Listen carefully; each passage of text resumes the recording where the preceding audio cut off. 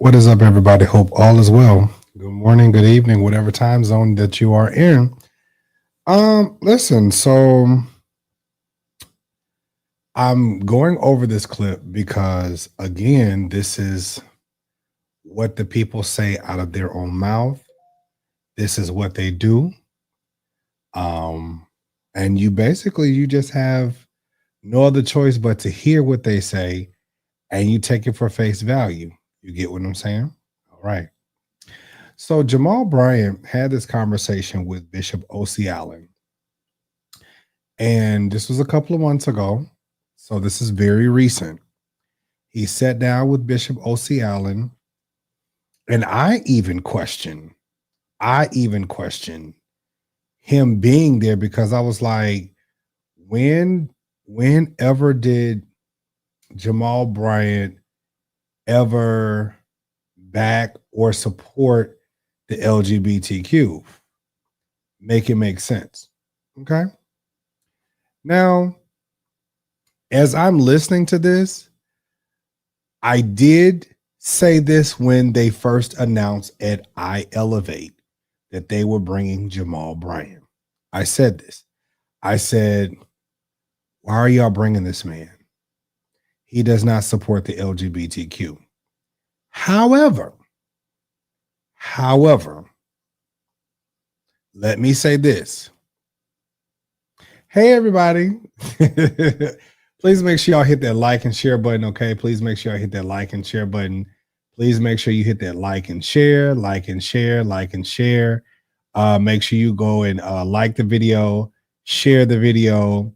If you're new, please make sure that you do subscribe and make sure you hit that bell so that you don't miss any notifications. Okay? All right. So I was very surprised when and for those of you that are in the bushes watching, you can say something. It's a few of y'all on here now. Gee whiz. So when Jamal went over to iElevate conference and said all the things that he said, then turned around and went on Love and Faith Atlanta and said what he said, I was utterly confused because I watched the video from the conference and I watched the video from Love and Faith Atlanta, which confused me all the way together.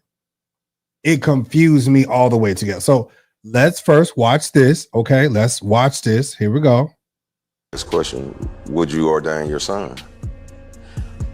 If he the reason why I'm saying this is because Miss Regina and I, Marcellus, Bishop Miller, I forgot the other pastor's name. We all had this conversation on Juice Radio, which is Miss Regina's channel. We had this conversation, I believe it was last week. And good morning, everybody. Good morning. Hey, Marcus. What's up, Jay Howard? We had this conversation over on Juice Radio's channel, and it just kind of went from there. I had been wanting to talk about this, but it just, until I saw this. When I saw the totality of this, because I want to talk about the whole show as a whole, because there's some things with Angelique and there's some stuff with this that I want to talk about. But go ahead, because I'm gonna unpack all this. But go ahead. If he's gay, because here's the thing I'm learning. This is what I'm learning. No. Would you ordain an openly gay man or woman? It's simple, yes or no. I don't want to hear no. You just want the yes or no? Like me, I'm a loose cannon. I'll say whatever I feel. Well, don't do it now. Because I don't care. I want you to care. Just want to hear yes or no question. I mean, I have. Because my church is Jesus model. I'm a creative pastor. I'm a we love everybody pastor. I'm a what you call the Jesus model pastor. We're full of sin. You ain't nobody in here ain't got no sin. I smell sin all over y'all. It's just control. That's the ribs. But yeah, let me interject, Bishop. I guess I've been in Atlanta the shortest amount of time of everybody here. And last year, the Gay and Affirming Churches of Atlanta had a conference. And they asked me to come talk about politics and civil rights. Jesus. So I said, oh, it's safe. I'm not preaching. So I sit down, and on the third row is a young man. See, now this is where I draw an issue, because you're already, this is why I said, why bring him? And he's saying, he just said, well, I don't see the issue. I'm not preaching. You're asking me to talk about political, social issues. If you're going to minister, you're going to minister. You minister at New Birth all the time. See, I can't get no amens. I can't get no amens. Okay, I can't. I can't. You minister at New Birth all the time to pretty much the same crowd of people, right? You minister at New Birth to pretty much the same crowd of people. What's up, sister? Hey, little brother, how you doing? You minister at New Birth to pretty much the same crowd of people. So why is it that when you go over to iElevate, you say, hold on, let's back up. And civil rights. Jesus. So I said, oh, it's safe. I'm not preaching. So I'm going to minister. I'm going to talk about civil rights. It's safe. I'm not preaching.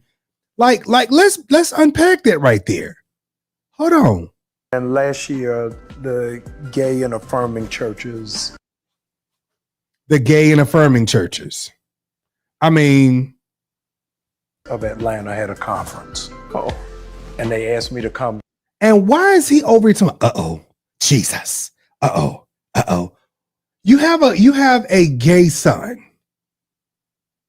What? Now I'm questioning what's really going on with you. Because you in Atlanta. I'm questioning Pastor, what's his name? Was it Felon? Whatever the man's name. Baby, listen here. The one who went to prison. Talk about politics and civil rights. Jesus. So I said, oh, it's safe. I'm not preaching. So I sit down, and on the third row is a young man who is a part hold on. of my church in Baltimore, who I hadn't seen since I moved in Atlanta. So I said to him, how long you been here? He said, 4 years. I've been there 4 years. I said, man, you ain't been to New Birth yet. I said, how old were you when you were at Empowerment in Baltimore? I said, I came to you at 13. He was following me around. Everybody called him my son. He was always with me. Now he's maybe 25, 26. I said, I owe him an apology. I owe him an apology because he's come out in the gay lifestyle and didn't feel comfortable coming to his father. So I said, our treatment of you has not been Christian. And I didn't model myself as a Christian that you didn't see myself as safe. Yeah.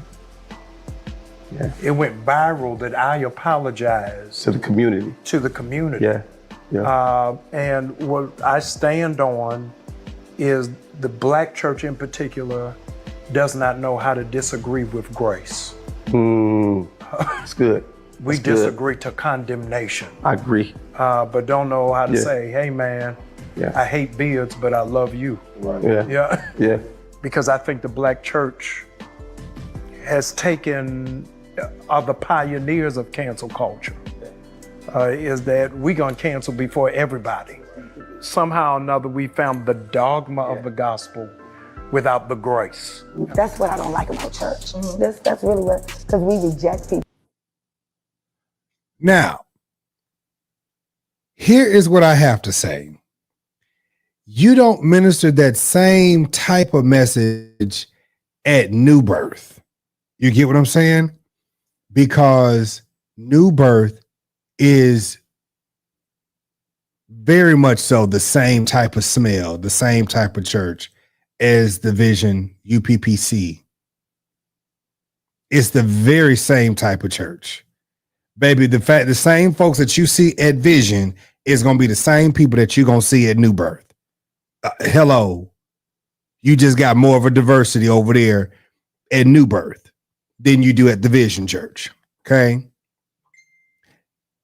Is what it is. Now, this is what's comical.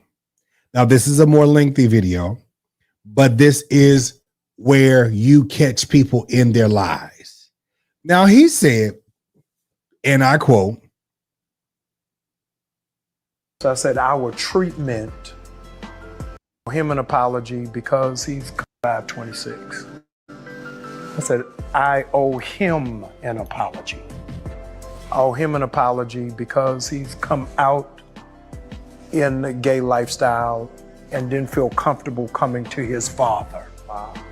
So I said, our treatment of you has not been Christian. And I didn't model myself as a Christian that you didn't see myself as safe. Yeah. It went viral that I apologized To the community. to the community. Yeah. And what I stand on is the Black church in particular. now, Jamal said he did not apologize to the community.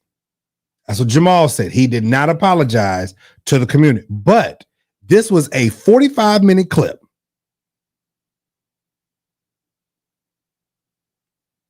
There was a 45-minute clip. Jamal, there was a 45-minute clip of you sitting across from Bishop O.C. Allen. Or Jamal, you sitting across from O.C. Allen. Oliver Clyde Allen. And you sat there and apologized and said the church was wrong and they didn't do this and you use this and da-da-da-da-da. Why get on the show and lie? For people to get like me to come on and do commentary? Why can't you just stand in the truth of what you said there, here? Because it can't, like what you've already experienced via social media can't be no worse. Can't be no worse.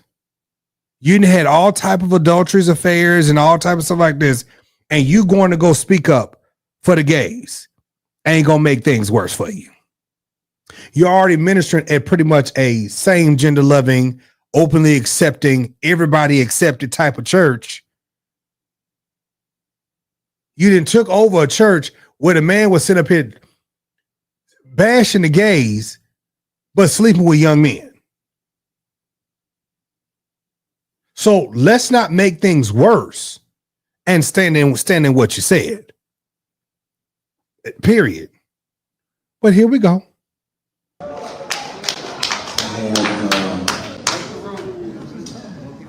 I came tonight really. I've ministered with Minister Farrakhan. I've gone to India, met with Buddhists. I have sat in council with Jewish leaders, and never have I had the backlash of accepting a conversation with you. Because so much of the Black church is homo-spiritual. Wow. They Wow. only love what's like them.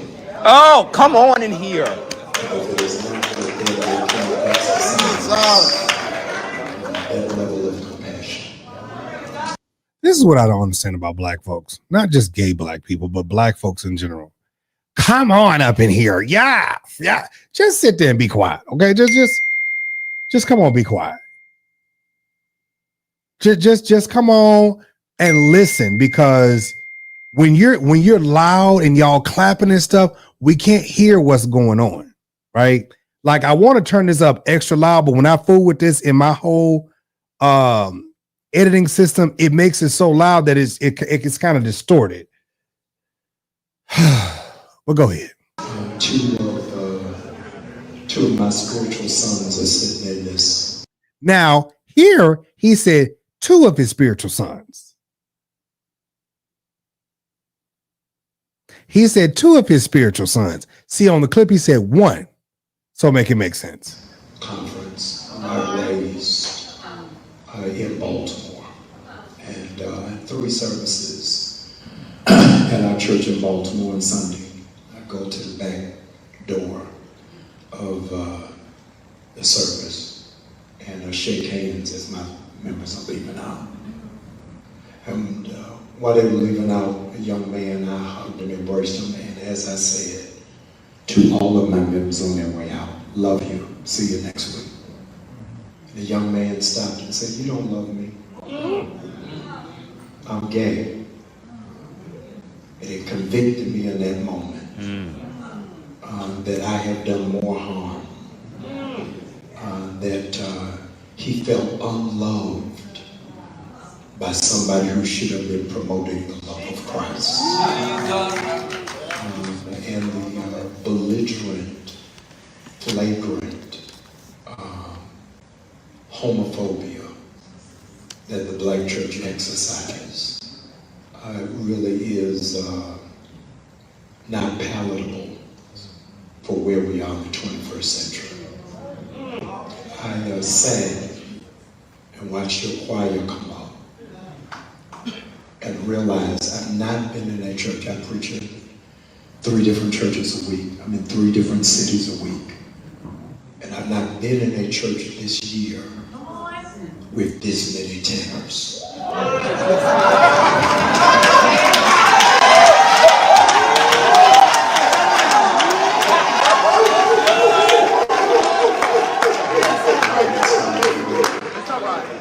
I'm grateful for the conversation.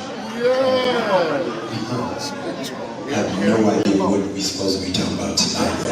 You totally messed me up. You know, you saw me, I was trying to glide there, and I cannot tell you your acknowledgement, your humility, and the integrity that you have displayed in this moment means more than you could ever imagine. Now, in this very moment, let me just say this. In this very moment, he did not apologize or say anything about apologizing to his 2 spiritual sons, or anything of that nature. Right, the tenor joke was not even funny, but everybody, this is Black people for you, just dumb and stupid. But I'm making a point. I'm making a point because this right here is exactly what I'm talking about. We laugh and we make jokes and we poke fun and we're like, oh my God, that was funny. No, that wasn't funny. Like you wouldn't think it was funny if we was joking about how many women you didn't have run up and down throughout these churches. You wouldn't think it was funny if we were sitting out here talking about how bad of a whore you are. You wouldn't think that was funny, would you? If we got you on the spot and we talked about, oh, he's such a whore. Woo, woo, woo, woo, woo, woo, woo. Okay. All right. So play.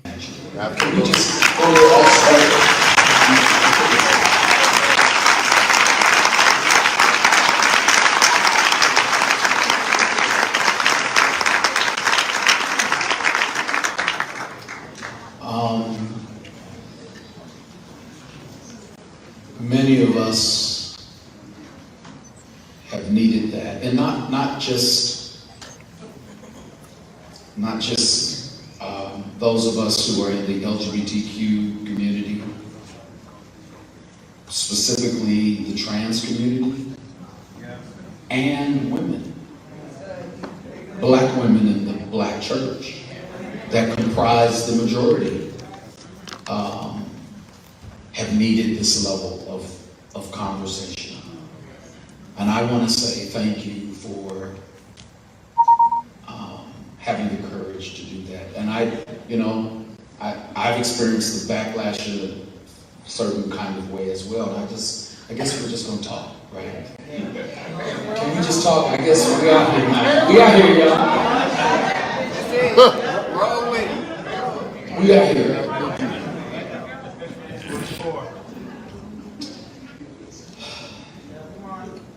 Because there are people within our community that struggle with the fact that we wanted a mainstream leader in the space, right? And because so many of us have been hurt, abused, and brutalized, people have questioned my intent, right? But as I said to you, somebody has to be the bridge. And as you have articulated, somebody has to be the bridge. And so we're seeking to be a bridge. So what does that mean? As we move forward in this, I was going to say at the end, I was going to ask you, are you open to having even more dialogue with us and with people in our community? But what I want to know is, what is your vision for the bridge? What does it mean for you? I think that the gospel in and unto itself is controversial. And the Americanized gospel has put us in a place where we want to be liked. Yeah, talk! But nothing in Christendom comes with affirmation.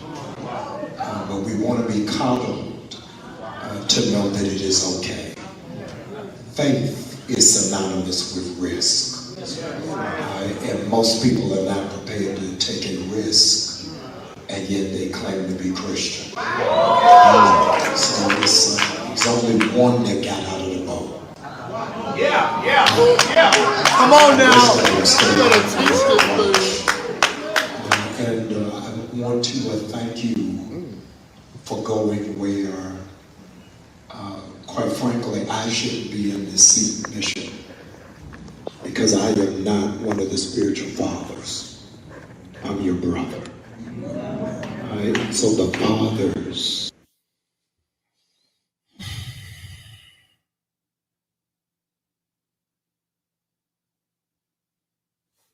Oh, Lord.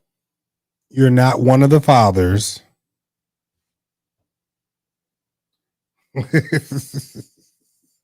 Turn me up in my mic. You're not one of the fathers. You're one of the brothers. You're not one of the fathers. You're one of the brothers. I'm going to just let that sink in for a second. See, not unless you're just patronizing the people, because this is borderline patronizing the people. Okay? I have no quorums with Jamal at all.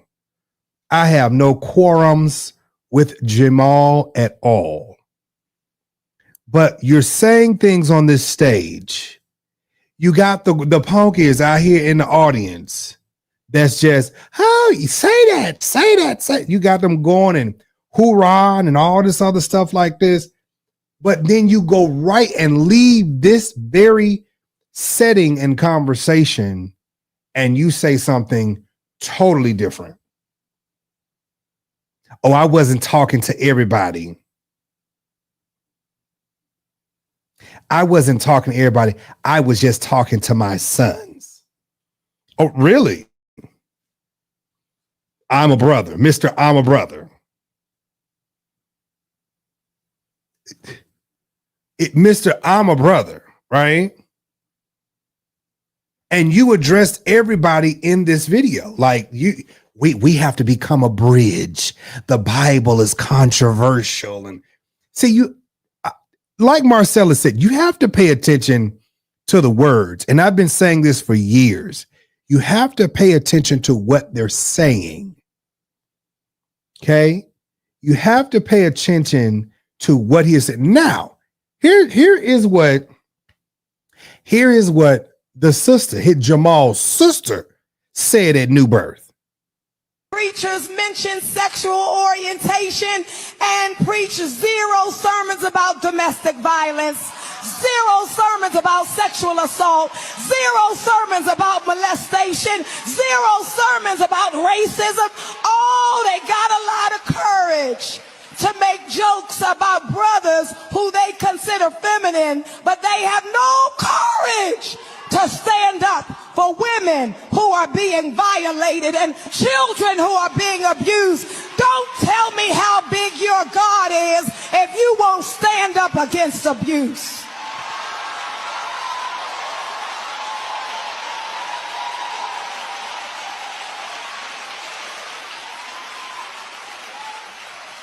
And to add insult to injury, on this very Sunday all over America, there are pastors in holy places calling for their members to support an unrepentant rapist to make him the head of this nation. Oh, Lord. My God. My God. I've been saying this for years, and this applies to many situations. You got preachers out here who are rapists, molesters, and all kind of things, sleeping with their congregants. Oh, my God, today. Oh, my God. And this is why I do my show, because, oh, my God, the people are doing this stuff and nobody's willing to have this conversation. Baby, Jamal Bryant's sister said everything that needed to be said in this rewind. Sister Thelma, and to Auntie Toe, thank you for posting this. Thelma, go ahead and say that one more time. Some preachers mention sexual orientation and preach 0 sermons about domestic violence, 0 sermons about sexual assault, 0 sermons about molestation, 0 sermons about racism. Oh, they got a lot of courage to make jokes about brothers who they consider feminine. Then he just said, oh, I've never been in a room where it's full of tenors. You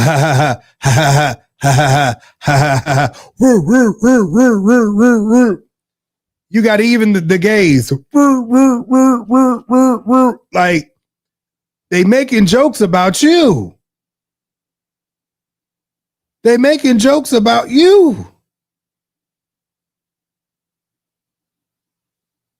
If we gonna talk about, see, this is the thing. And see, Dr. Harley Carter, she Church of God in Christ. See, I don't know if she did this to try to help him clean up his image or whatever the case may be. But you listen, let me tell you something, Holly Carter, since you work with them sheards and they don't like the gays anyway. But baby, okay, I'm gonna leave that alone. Baby, if a feminine man ain't gonna get into heaven, baby, a whoremongering man surely ain't gonna get in there either. Since you want to be in my comment section. Huh? See, Holly Carter, you want to sit up here and be trying to justify and to defend. Okay, you want to justify and defend. But all of these men are some of them are whoremongers, adulterous, lies, and everything like that. You just make sure, I hope you get in. Because the Bible even says that your righteousness, when you think that you have done everything right. See, this is why I like to do pre-records. The Bible says your righteousness is as filthy rags. So when you think that you have done the absolute most and you've done your best, it still just might not be good enough. Oh, Anyways, let's back this up again so we can go and get to Jamal. Some preachers mention sexual orientation and preach zero sermons about domestic violence, zero sermons about sexual assault, zero sermons about molestation, zero sermons about racism. Oh, they got a lot of courage to make jokes about brothers who they consider feminine, but they have no courage to stand up for women who are being violated and children who are being abused. Don't tell me how big your God is if you won't stand up against abuse.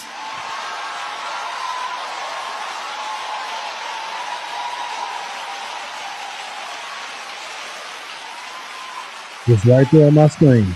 And to add insult to injury, on this very Sunday all over America, there are pastors in holy places calling for their members to support an unrepentant rapist to make him the head of this nation.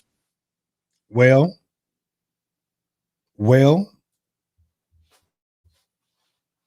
God is great. That's my Zelle information right there. Now, let's get back to Jamal and O.C.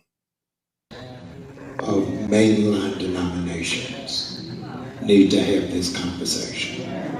How much is missing from Kojic because of this? How much is missing from PAW because of this? How many is missing from Bible Way because of this? How many is missing from Baptists because of this? And so I am prepared to go to a place where I want us to have this conversation, Bishop, but I want it to be broadcast on the Word Network. Now, here is the part that y'all are missing. He said, Jamal Bryant said that he wanted to be the head. Now, that's what he's going to say this later on. He wants to have this conversation on the Word Network. You want to have this conversation on the Word Network and you want to spearhead it. See, Jamal, let me tell you something. Jamal ain't slick. Okay? Jamal ain't slick. Jamal wants to spearhead a whole lot of things because Jamal wants the attention. Okay? Now, here's the thing. Jamal has done this thing with Target. Jamal has done all this stuff, civil rights. But if you're gonna stand, you got to stand in all things at all times. You don't get on shows and backtrack what you said. You don't do that. You don't backtrack, but keep going. To see this conversation, and I want to invite you. Oh, wait a minute. He said, I want to have this conversation. I want to have this conversation on the Word Network, and I want to invite you. Oh, Lord. You're sitting on this man's platform. Oh, God. Yeah, this is in real time. I'm playing this in real time. What's up, Major? I'm playing this in real time. This man said, sitting on the iElevate stage, he said, I want to have this conversation on the Word Network, and I want to invite you to come on the Word Network as I have this conversation. Wait a minute, but didn't we just invite you here to have a conversation? But you want to go on a national platform to have this conversation. Like you the savior. But then you get on a show on YouTube You want to go on a show on YouTube hosted by a Church of God, produced by a Kojic woman, and you want to say, well, I'm really not affirming the gays. I was just apologizing to my gay son.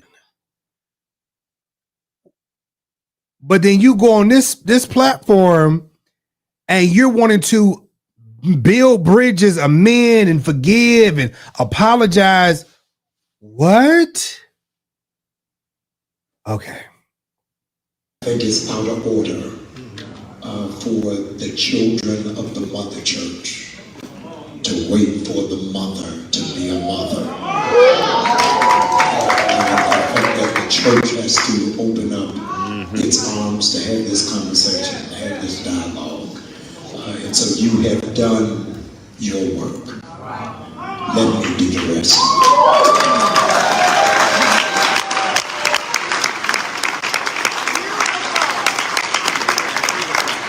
I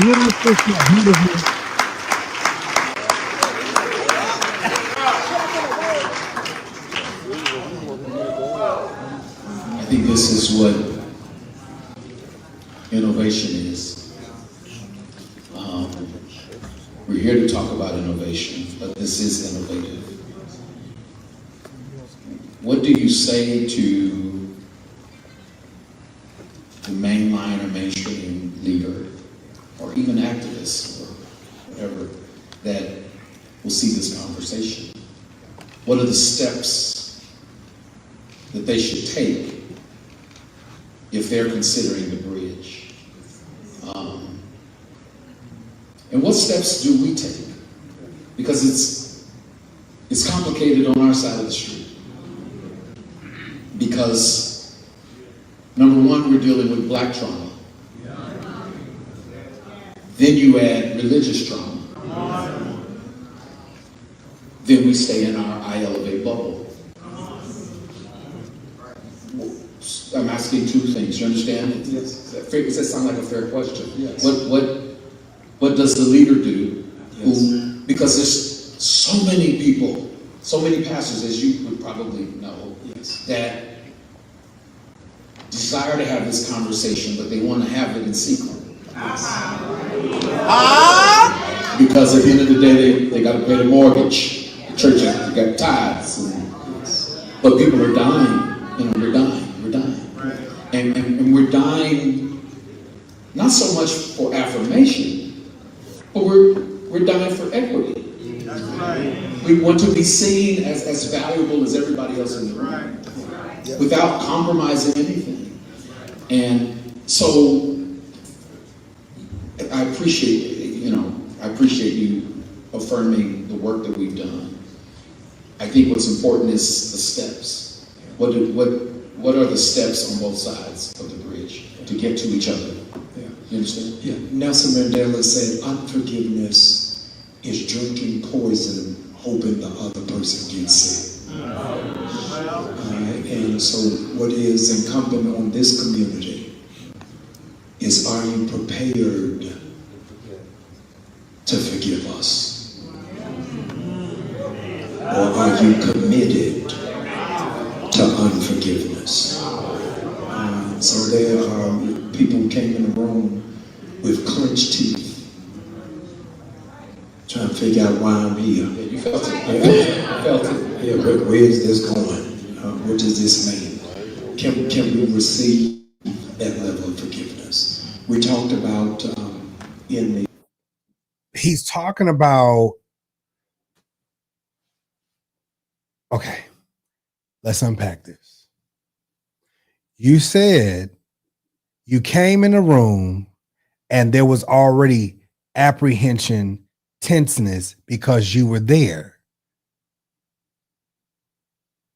Hello? Because you were there. Therefore, you were there.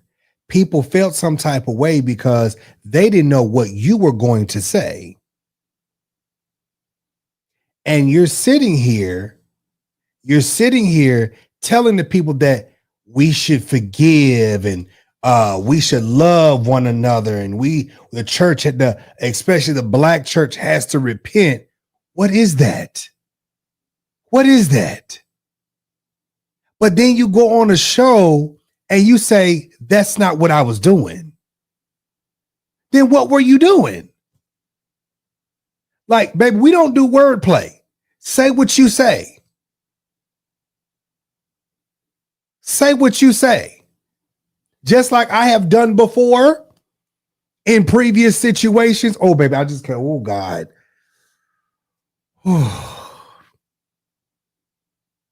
LaKendra, I promise you, people try to make you look like a fool, but you have all the arsenal.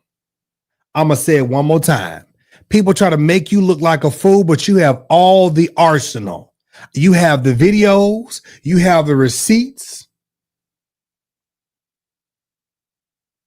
You got the videos, you got the receipts, you got pictures, you got all type of documentation to back up every word that, baby, I got every receipt that I need to back up everything that I've ever said. And trust me when I tell you, this is exactly why I do what I do. While you have people out here that want to get online every other day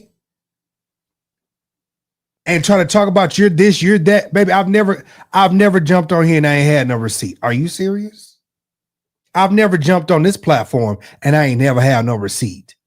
If I'm gonna call you a whore, baby, I'm gonna back it up.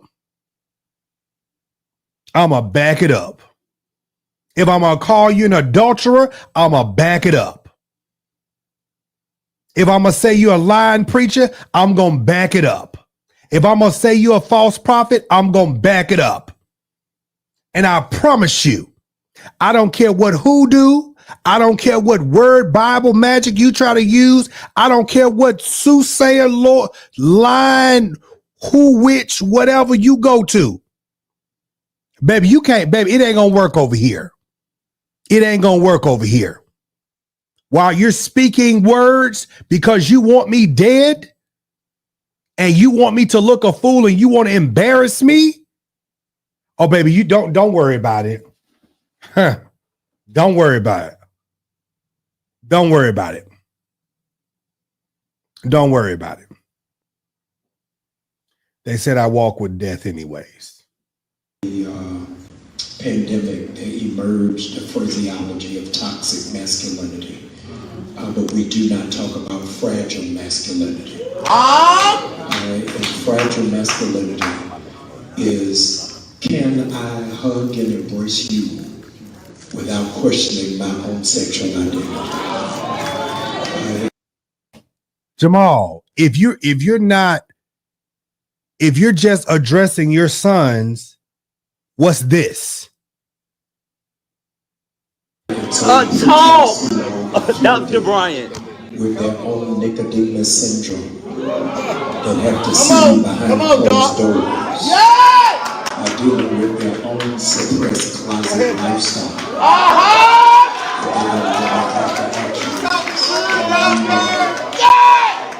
The Black Church, Bishop, talks about there are 3 dimensions of sin. The 3 dimensions of sin are thought, word, and deed. Yes, sir. The Black Church only focuses on deeds. On deeds. But there are a whole lot of mental homosexuals. They're not practicing, but they're thinking. And because of that, they can't have their conversations. They don't have a relationship, but they have a porn site. So once we work through all of those different parameters and those different levels, so it may have to be a closed door to work out those wrinkles before we can come out in public space. And I'm hoping that this is that first step towards doing that. Because I think the missing dialogue, the first missing dialogue, is just a conversation on basic sexuality. Yes. And basic, the human condition. Yes. I always say within the heterosexual community, there's a lot of conversation that needs to happen. Yes. Before we can get to some other conversations. Right. And again, as you said, I also hope that those conversations can happen. Because as I segue into this notion of innovation, I know that you're doing a series, I follow you, sir. Yes, sir. On Black wealth. Yes. I'm listening to the audiobook of Bishop Jakes' Disruptive Thinking. Yes. And the chapter I'm on, or I'm listening to, really talks about how, there's inequity in Black wealth, but also now the digital divide. Yes. And we're getting further and further and further behind, right? That's why, from my perspective, we really need each other. Yes. If we're going to survive, we can't be in our silos and our fractured spaces. We are one. That's good. When they put us on the ship, there weren't separate ships. Yes. There wasn't a gay ship and a straight ship and a trans ship. It was one ship, right? Talk, Bishop Alex. So we are one. Yes, sir. I want you to give voice to that because I know you've been talking about that a lot. Damn. Y'all always co-signing stuff, and it's like, oh my God, this is what trips me out. Y'all always co-signing stuff, right? But then these niggas sit right here and regurgitate that mess and vomit right in your talk, Bishop Allen. Talk, Dr. Bryant. Shut the fuck up. Just shut the fuck up. Y'all, listen here. For the ones that's on Facebook, I'm going to edit this and I'm going to repost this. I'm going to edit this and I'm going to repost this and I'm going to add I may or may not. I don't know, because I just think y'all get the point, right? Do y'all get the point? Do y'all get the point? Because do y'all get the point?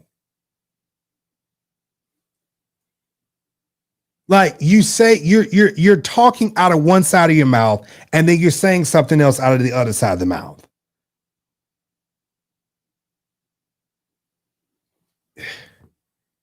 Like, make it make sense. I'm not even gonna finish this. I'm not, but see, out of all this, and we're only on 14 minutes. We're only on 14 minutes. This is a 45-minute clip. Huh? This is a 45-minute clip. And everything in this 14 minutes, you talk about your two sons. You talk about your two sons, then you talk about how the church needs to forgive and the church needs to repent and all these things. And then you talk about how people want to criticize you, but they got porn sites and all of this stuff. Like, what are we doing? What are we doing, Jamal? What are we doing, Jamal? What are we doing? What are we doing? And then we go right back here. I know how to disagree with grace. It's good. We disagree to condemnation. Let me ask a question. Would you ordain your son? If he's gay, because here's the thing I'm learning. This is what I'm learning. No. Would you ordain or openly?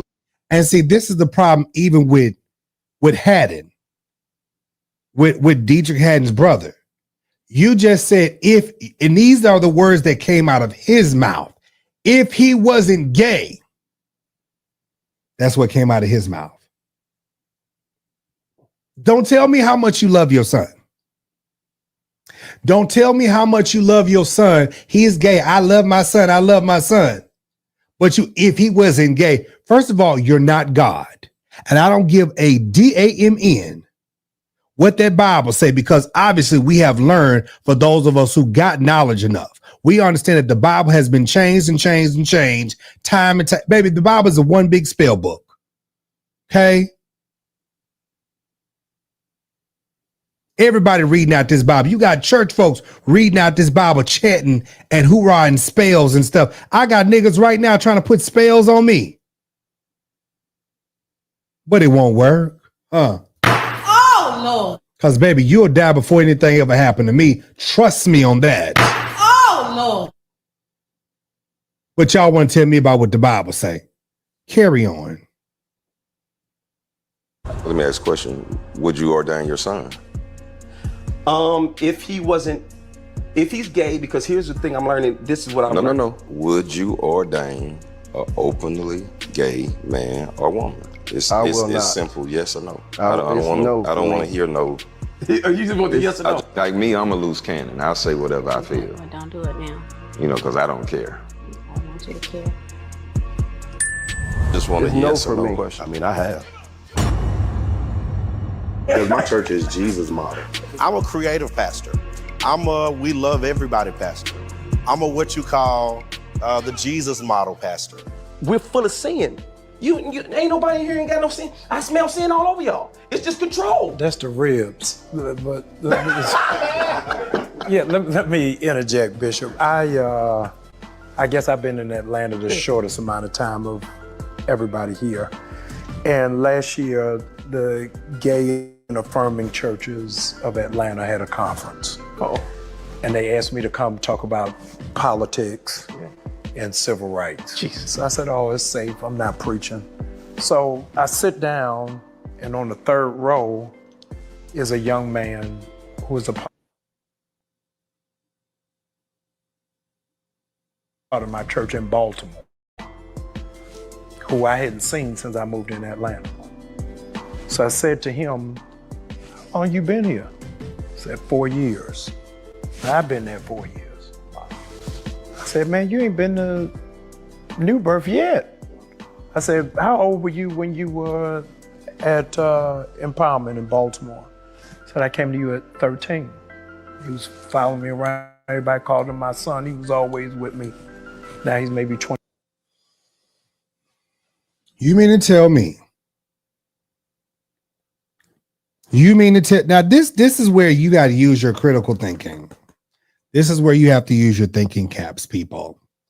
You mean to tell me you didn't have this young man around you all this time?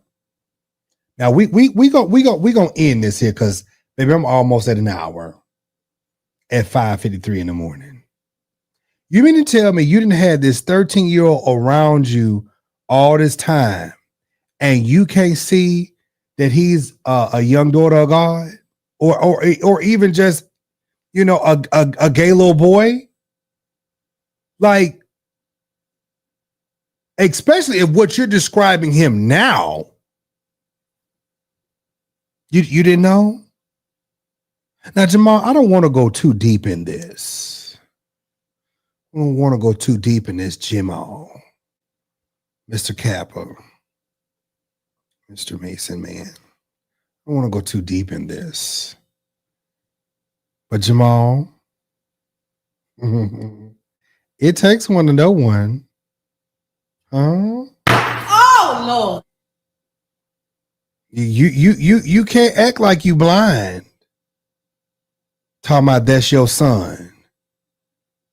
Huh? You can't act blind. Mister, that's my son. I'm his father. Huh? What? Oh, Lord. Y'all, listen. I hope that you all have enjoyed today's commentary. Please leave a comment under the video. Let me know your thoughts and let me know your opinions. Please do that for me. I greatly do appreciate those things. I love you all. I appreciate it. On the next live, the next commentary, the video, please make sure you like the video, subscribe, and share the video. I'll see you on the next live, the next video, the next stream, whatever we're doing. I'll see y'all on the next post. Talk to you soon. Bye, y'all. These dumbass people. Oh, Jesus, help me, Lord. Help me, Lord. Help me.